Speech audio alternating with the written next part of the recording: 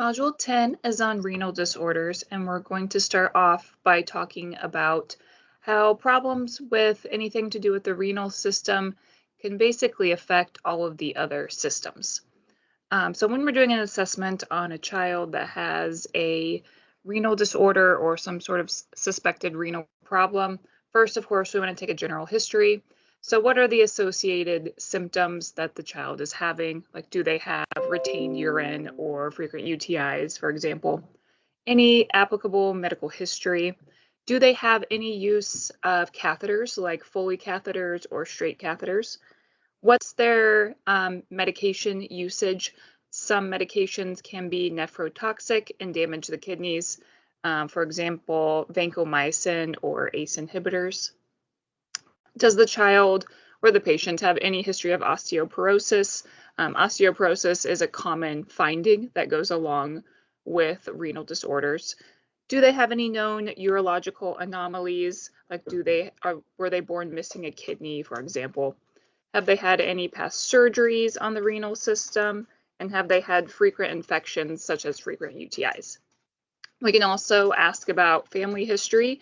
Is there a family history of recurrent UTIs, chronic kidney disease, any urological anomalies, any deafness in the family, metabolic disorders, thyroid disturbances, gout, or anyone that's been on dialysis? We can also ask about the child's diet history. So if they are on a high protein diet, which isn't very common for children, that may actually worsen any underlying kidney disease that they may already have. Have they been fluid restricted, or more commonly, have they been chronically dehydrated? Do they have any special dietary practices that they follow, like a keto diet, for example? Or are they vegan?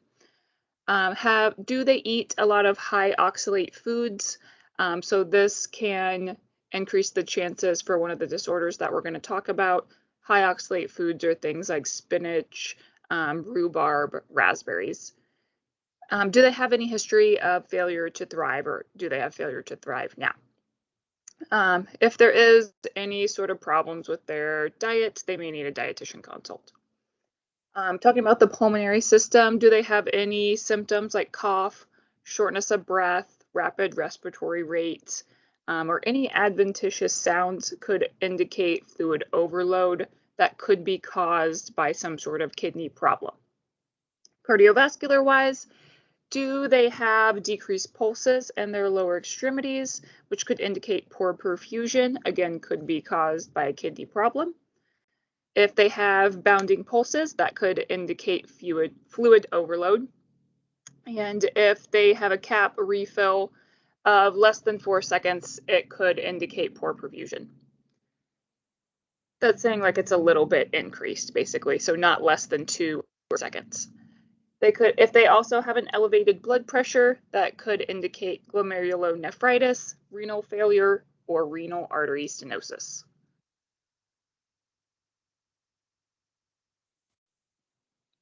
Continuing on with the different systems, if we are talking about the GI system, chronic kidney disease can be associated with anorexia, constipation, and failure to thrive in children.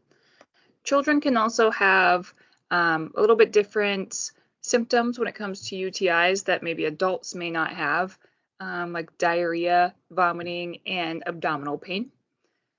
Also, if the child has recent weight gain, that could affect extracellular fluid collection, and that should be investigated in case it does have a renal origin. We're talking about the genitourinary system. Anomalies or other syndromes, such as Turner syndrome, can be associated with renal disease or renal anomalies. Uncircumcised males also have a higher incidence of urinary tract infections. If we're looking at a urine sample and the urine appears frothy or sort of excessively bubbly, that can be associated with proteinuria or too much protein in the urine. We also want to assess what is the urine color. So is the urine clear? Is it very dark yellow? Is it red? Is it tea colored? And is there any problem with the flow? So is there a poor or a weak urine stream? If we're talking about the dermatological system, there's a certain kind of rash that can be associated with one of the disorders that we're going to talk about, the Hinoch-Schönlein purpura. We'll talk more about that later. And any signs of dehydration, like do they have dry mucous membranes or decreased skin turgor, because severe dehydration could lead to acute kidney injury. Looking at the neurological system, the auditory system and the renal system develop at the same time during fetal development. So sometimes they may have associated anomalies. So if the child has hearing loss or any sort of physical ear anomalies, they should also be screened for any renal anomalies because it's common to have both. We can also, of course, just assess their hearing acuity and to see, do they have any ear anomalies? It could be as simple as having what's called an ear pit, which is basically, it looks sort of like the person has had a piercing before, and it's just sort of a little hole in their ear.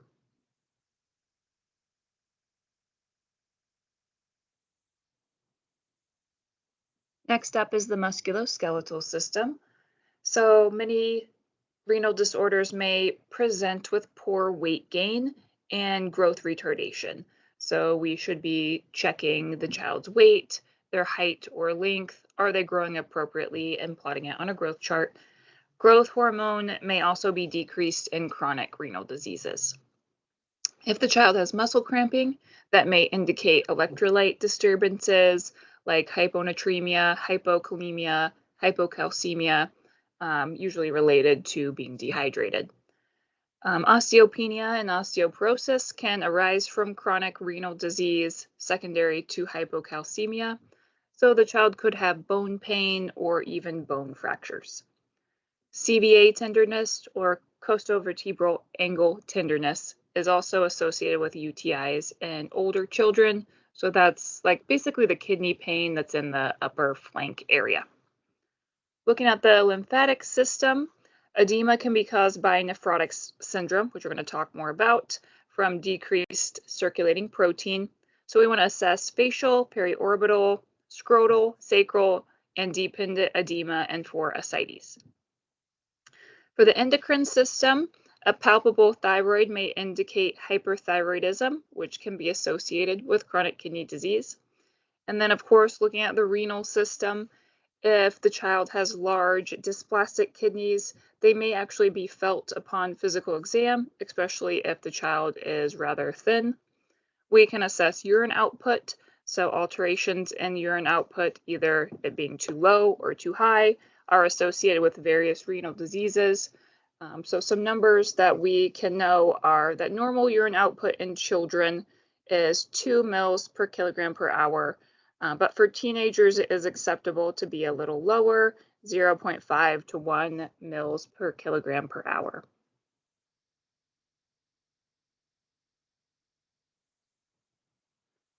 A review of the lab values that you need to know for this module. So if we're looking at a urinalysis, we want the urine specific gravity to be between 1.001 and 1.035. Remember that urine specific gravity basically shows us the concentration of all of the chemical particles in the urine. We want the pH to be anywhere between 5 and 8.5. And we don't want there to be any protein, glucose, ketones, bilirubin, blood, nitrate, and leukocyte esterase in the urine at all. If we're looking at the electrolytes, you guys probably already know these, but sodium should be 135 to 145, potassium 3.5 to 5, chloride 98 to 107, carbon dioxide 22 to 28, BUN 8 to 20, and creatinine 0.6 to 1.2.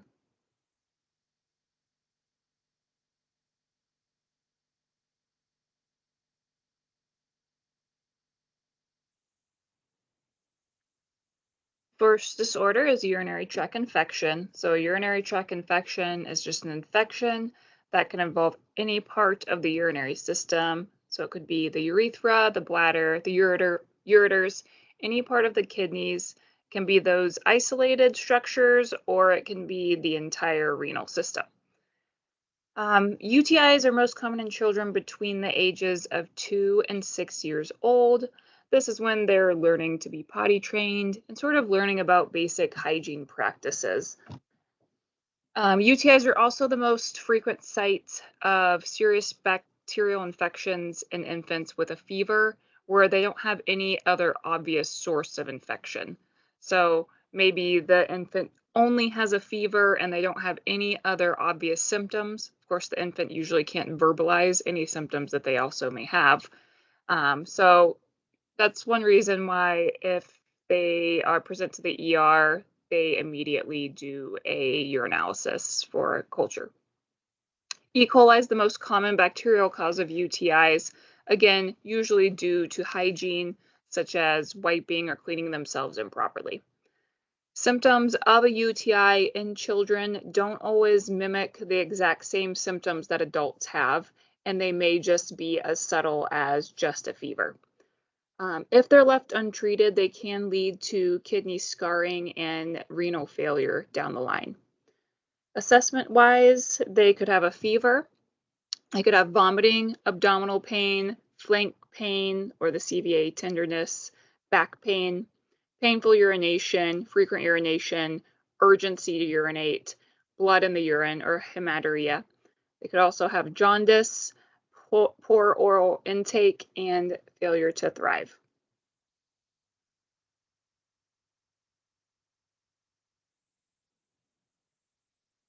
Diagnostic testing for a urinary tract infection.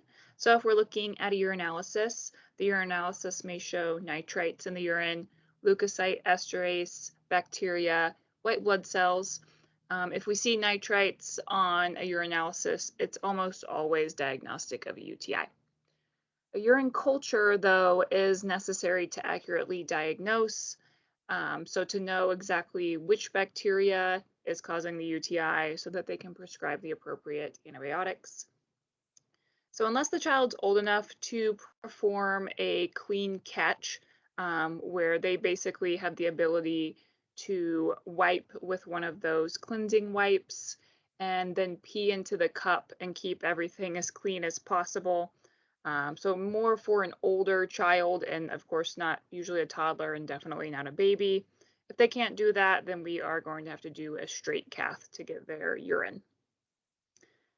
We can do a renal ultrasound to see if there's any structural anomalies or any vascular compromise, especially if they do have frequent UTIs. Also, we can do what's called a voiding cystourethrogram, or a VCUG for short. So for this one, we basically instill contrast into the bladder via a catheter. So you usually have to have a Foley catheter in, or sort of like a temporary straight cath that's left in just for this procedure. Then they take images, basically x-rays, as the contrast moves throughout the renal system. So this picture on your slide is of a VCUG.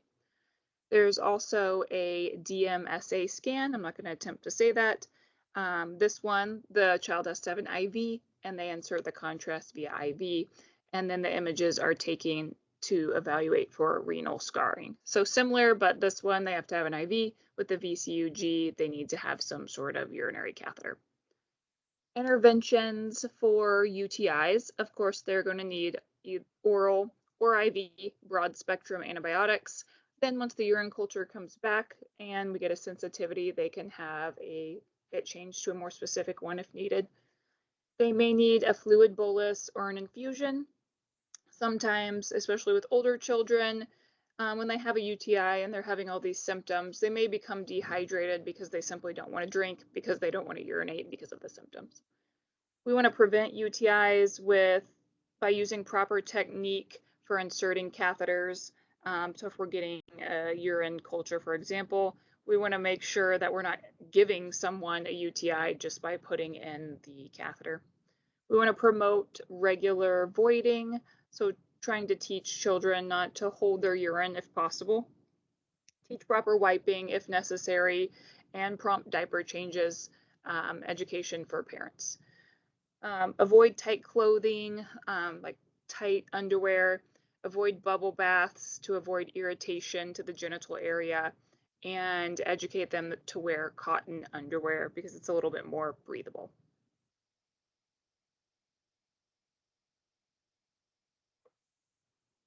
Vesicoureteral reflux, or VUR. So this one is a congenital anatomical abnormality that allows retrograde flow of urine from the bladder back up into the ureters and the renal collecting system. So basically, there's urine in the bladder and it's backflowing back up into the ureters and all the way back up into the kidneys in some instances. This is the most common congenital anomaly that affects the urinary tract. It tends to run in families. It increases the risk for the child getting a UTI and then having renal scarring. It's graded in severity, as you can see in this picture, from grade 1 to grade 5. You don't need to memorize anything about the different grades. But as you can see, grade 1 is more mild, all the way up to grade 4 and 5, where there's dilation of the ureters and even the kidneys. Assessment-wise, the child will have frequent UTIs. They could have suprapubic pain in their abdominal area. They could have urinary incontinence. They usually have a family history of VUR and an enlarged bladder. Diagnostic testing, we can do things like a urinalysis, a urine culture, a renal ultrasound, and a post-voiding cath to see if there's any residual urine after cathing or even after peeing. But really the diagnostic tests that we need to do are the VCUG or the DMSA scan, because you can actually visualize the urine backing up. Interventions for this, if they have an active UTI at that time, of course, antibiotics for that.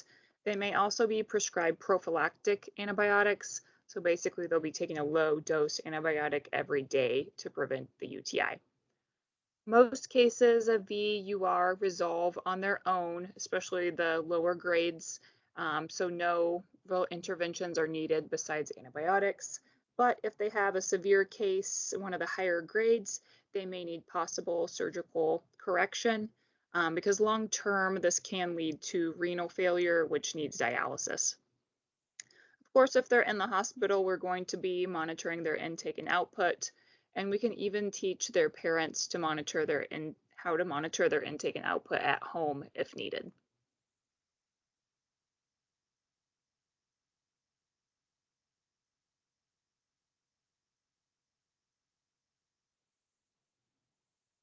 Nephrolithiasis, also called renal calculi, also called kidney stones, is a condition where urinary crystals bond together and form these stones or caliculi. There is a growing incidence of kidney stones in children. Some people think that it may be associated with increased sodium consumption, not drinking enough water, and decreased calcium consumption, but none of these things have been proven. It can also be associated with the use of loop diuretics, UTIs, metabolic diseases, and congenital urinary tract anomalies. There's also an increased incidence with calcium supplements, which is sort of counterintuitive to the second bullet point on there. Vitamin D, vitamin C, steroids, medications like ceftriaxone, and some epileptic medications. On assessment, the child can have abdominal, flank, or back pain. They could have blood in their urine. They could have an actual UTI at that time. If it's an infant, they could not be feeding very well. If the stone is so large that it's causing an obstruction, they could be in acute renal failure. And they could also have nausea and vomiting.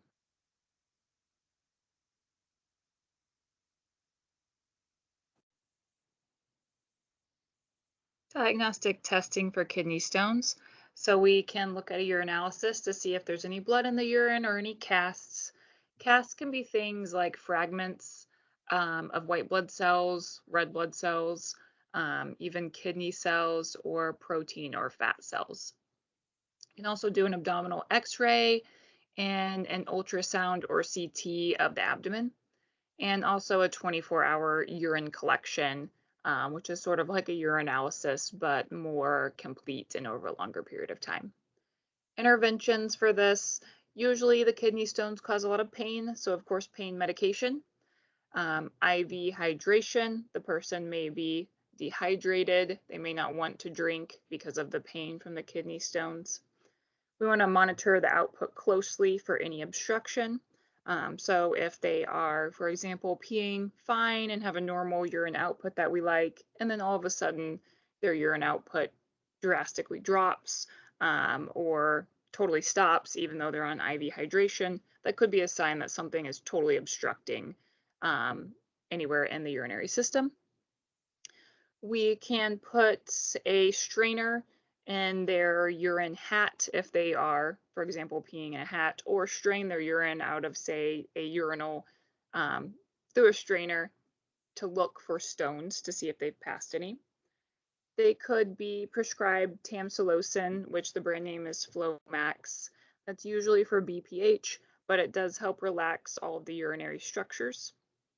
They could also have lithotripsy, which is basically sending ultrasonic waves or high frequency sound waves directed right at the kidney stone. And these waves break up a larger stone into a lot of smaller stones that can then pass through the urinary system. If that doesn't work or the stone is excessively large already, they could possibly have surgery to remove it. And sometimes it is recommended that they have a low oxalate diet.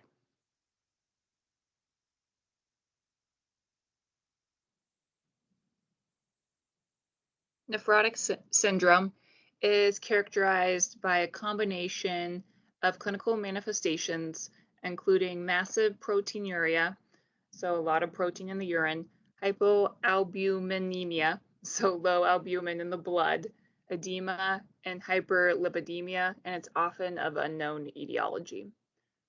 So what happens is macromolecules are filtered in the glomeruli, which allows albumin, which is a protein, to cross the capillary wall.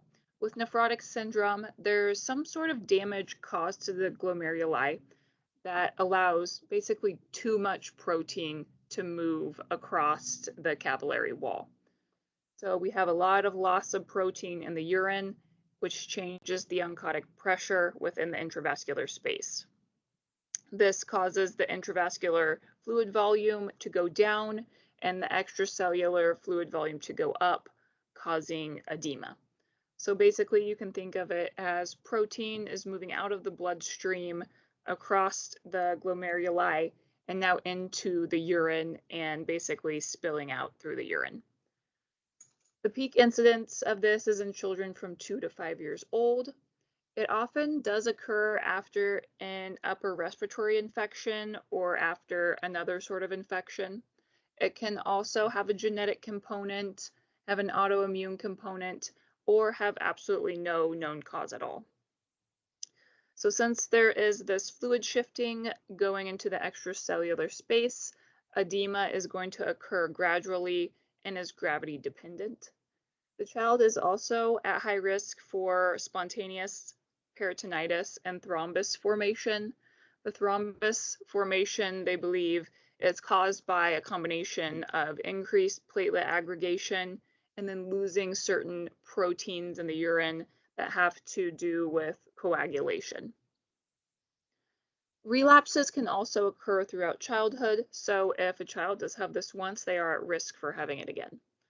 Assessment-wise, edema, it's most notably around the eyes and then also in dependent areas like the scrotal area, sacral edema, pretibial edema, and ascites in the abdomen. They may have weight gain from this extra fluid and have a protruding abdomen or ascites. They'll have decreased urine output. They may fatigue easily. They may have hypertension, and sudden respiratory distress may indicate that they have a pulmonary embolism. So since they're at increased risk of thromboembolism, one of the ways that you may see this is in their lungs.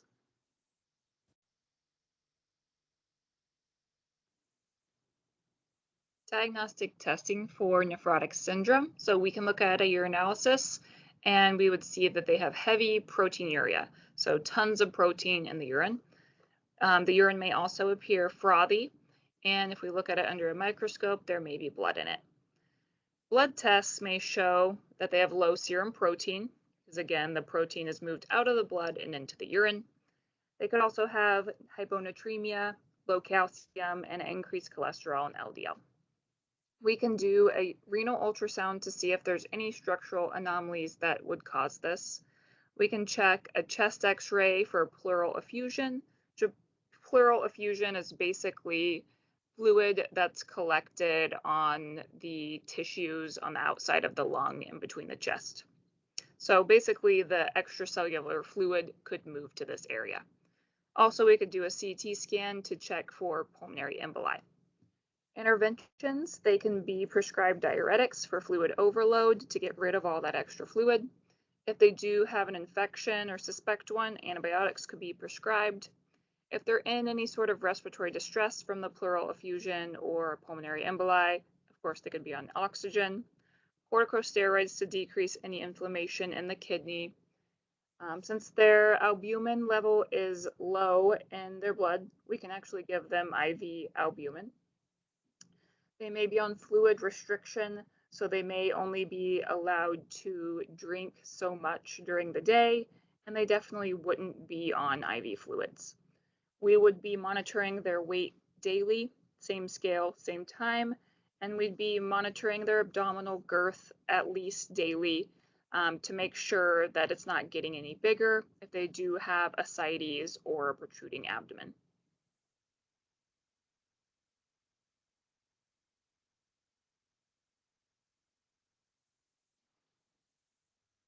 Acute post-infectious glomerulonephritis. This is also sometimes called post-streptococcal glomerulonephritis. What this is an inflammation of the glomeruli. It's in response to a preceding illness, which is almost always streptococcus. So a strep infection of the upper respiratory system, so something like strep throat, or streptococcal skin infection. This is clinically apparent about 10 to 14 days after the initial acute infection. So say the child got strep throat 2 weeks ago, and now they're starting to have symptoms of glomerulonephritis. It usually affects school-aged children, anywhere from ages about 3 to 12. And 95%, so almost all of them recover completely. A very small percentage, about 6%, have sustained hypertension. On assessment, the child may have blood in their urine, but painless. They may have proteinuria or oliguria. So oliguria, remember, is decreased urine output. So this one's a little bit similar to the nephrotic syndrome, where the glomeruli aren't working correctly and they're not filtering things correctly. So with this one also, protein can be moved from the bloodstream into the urine. They could also have hypertension, edema, anorexia or not wanting to eat, arthralgias, pulmonary edema, abdominal pain, and malaise.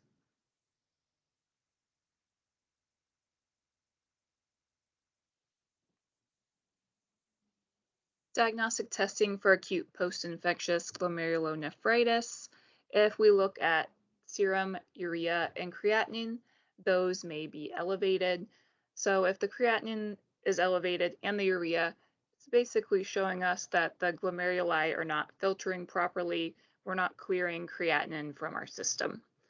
Could also show white blood cells elevated and erythrocyte sedimentation rate elevated, which both of those are indicative of infection. Again, serum protein would be decreased because it's moving from our blood into our urine. They could also have anemia and hyperkalemia. If we look at a urinalysis, they may have blood in their urine, a lot of protein in their urine, and casts, either of RBCs or hyaline casts, which again are just sort of fragments of different types of cells. We could do a strep test to see if they do have strep throat, and a renal biopsy may also be necessary. Interventions for this, again, diuretics because they may have fluid overload, antibiotics to treat any infection, monitoring their intake and output and weighing them daily, If they do have an increase in their urinary output, that will indicate that they are improving. So remember, one of the signs of this could be oliguria, which is decreased urine output. So once their urinary output starts to increase, that is good and means they are improving. If they do have hyperkalemia, we can give them Kxalate, and they may be on antihypertensive agents if they do have hypertension.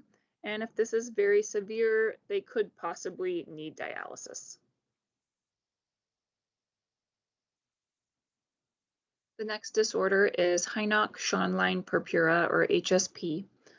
So this one is a multi-system vasculitic disorder that's classified by a tetrad of symptoms.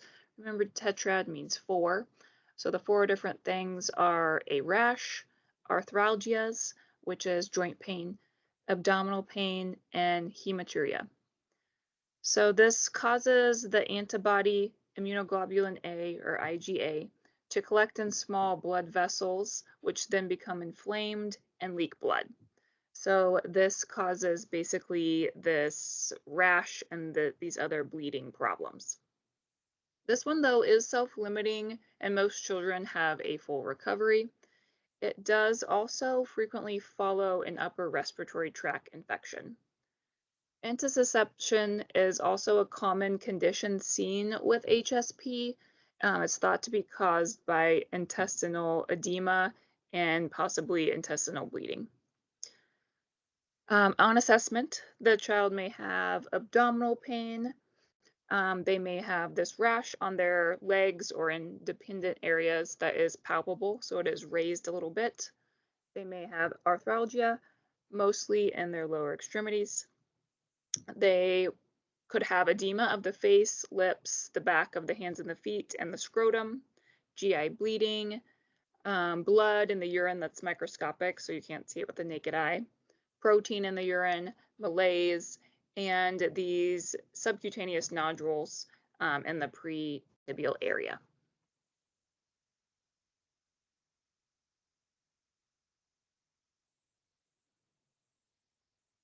Testing for HSP. So it may show that the child has anemia, also evidence of hemolysis, since we do have these small leaking of blood out of small blood vessels. Thrombocytosis, which is increased platelets. So basically the body is trying to counteract this excessive, I want to say excessive bleeding, but blood leaking out. Leukocytosis, so increased white blood cells because there's usually some sort of infection. The ESR, erythrocyte sedimentation rate, is elevated. C-reactive protein is elevated, so both of those are indicative of some sort of inflammatory process. Serum creatinine is also elevated, so the glomeruli may not be working properly. The urinalysis may show protein and blood in the urine. We also could have blood in the stool. We could check an ultrasound for intussusception if they have any symptoms of that. The confirmation or sort of the definitive tests for HSP is doing a biopsy, either of the skin where the rash is or a renal biopsy to see if there is IgA deposited there. Interventions for HSP, so they will be prescribed steroids for inflammation. They may be on hypertension medication. We're going to be monitoring INO just as we are for basically all of these and doing daily weights. We want to evaluate for any signs and symptoms of intussusception, and if this is very severe, they could be on dialysis.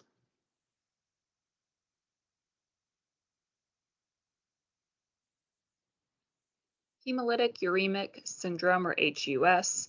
This one is a disease of unknown etiology, so they don't know what causes it, but we do know that there's a triad of symptoms, so 3 different symptoms that the patient will have. They will have microangiopathic hemolytic anemia. So this basically just means that it's anemia that's caused by some sort of turbulence or shearing in the circulation. So there's basically a problem with the kidney's ability to filter appropriately. So basically when it's going through this filter, hemolysis occurs. So basically there's like shearing of the red blood cells. Also thrombocytopenia, which is low platelets, And AKI is acute kidney injury that is usually after a recent illness, which is usually E. coli. So, like I said before, the RBCs are destroyed and block the kidney's ability to filter appropriately. On assessment, this usually develops 2 to 12 days after the onset of hemorrhagic enterocolitis, so usually caused by E. coli. This basically means bloody diarrhea. So one of the symptoms is bloody diarrhea. The fancy name for it is hematochezia. They could also have pallor, jaundice, oliguria, which is low urine output, or anuria, which is no urine output at all, hypertension, bruising, purpura, and or petechiae, edema, irritability, anorexia, and seizures.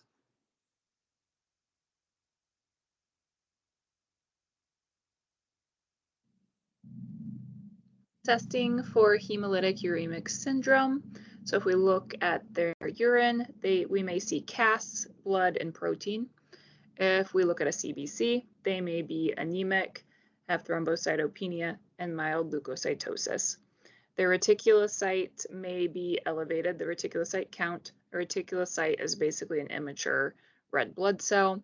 So this is usually indicative of anemia and kidney problems if it is elevated. The BUN and creatinine will be elevated.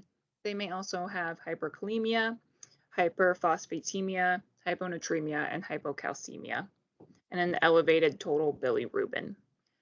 Interventions, we would give them IV hydration with isotonic fluids. They may need a PRBC transfusion. We're going to monitor their INO and do daily weights. Also, since their electrolytes are all out of whack, we want to monitor for seizures and any sort of mental status change. And if very severe, they could be on dialysis.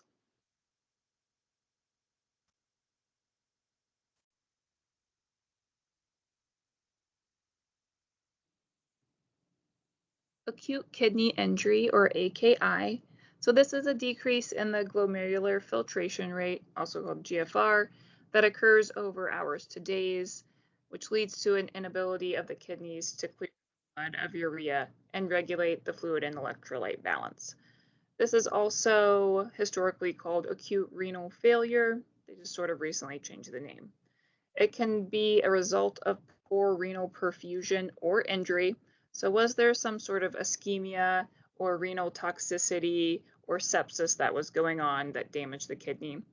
But volume depletion is the most common cause. So is the child severely dehydrated or did they have some sort of blood loss? On assessment, we want to see, is there any history of fluid loss or dehydration? Is there any history of nephrotoxic agents like certain medications? Is the child oliguric or anuric? Do they have hypertension, a decreased level of consciousness, anemia, seizures, or edema?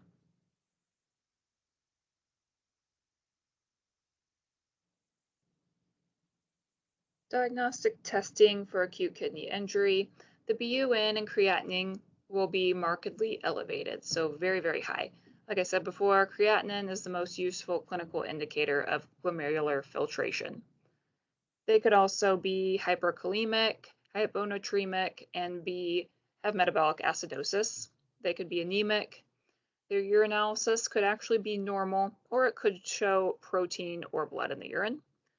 We could do a blood culture to see if there is any causative organism that's causing them to be septic, which could have caused this, a renal ultrasound, and an EKG to check for any arrhythmias from the electrolyte imbalance.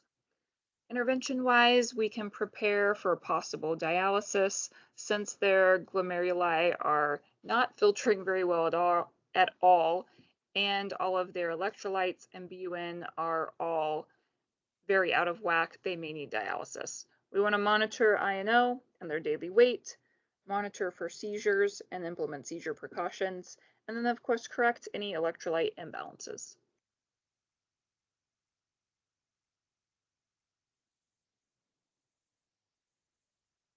Chronic kidney disease, or CKD, also includes end-stage renal disease, which is renal failure, is the irreversible function of the kidneys. So, specifically, impaired kidney function that has lasted longer than 3 months. So, basically, there's no way to fix chronic kidney disease besides a transplant or dialysis. We can stage it from stages 1 to 5, with 1 being the least severe and 5 being the most severe. Most cases in children are caused by congenital anomalies of the kidneys and the urinary tract. Hypertension is the most common complication of chronic kidney disease, and African Americans have a higher prevalence of chronic kidney disease in the United States. On assessment, the child may have hypertension, poor growth and development, abdominal pain, edema, oliguria or anuria, arthralgias, fatigue, electrolyte abnormalities, muscle cramps, bone pain, seizures, pruritus, which is itching, and dyspnea.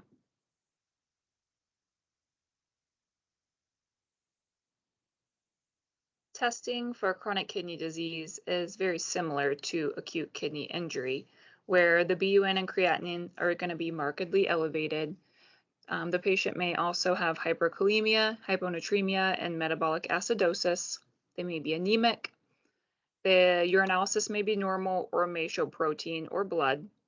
They could have a renal ultrasound and an EKG to check for dysrhythmias because of the electrolyte imbalance.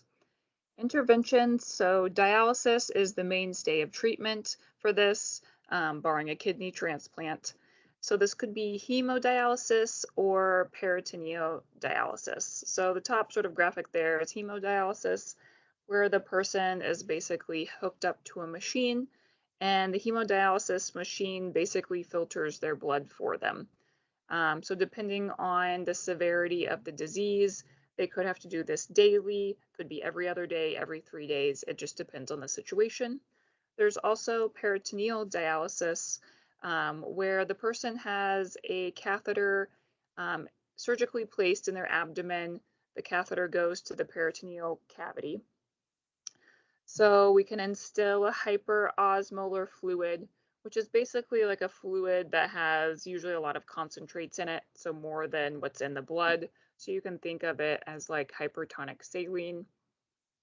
So we let this fluid remain in the peritoneal cavity for a prescribed length of time, so it sort of dwells in there for a certain period of time, whatever is prescribed. And then it's drained out via gravity through that catheter. So the goal is basically to remove any excess fluid and help maintain the person's electrolyte balance. So this one, for both of these, you have to have special training to do either hemodialysis, of course, or peritoneal dialysis as a nurse. But peritoneal dialysis, we can actually educate older children and then, of course, adults to do this at home. So it's a little less restrictive than hemodialysis. We also want to monitor their INO, do daily weights, monitor for seizures or have them on seizure precautions, and then, of course, monitor for electrolyte disturbances.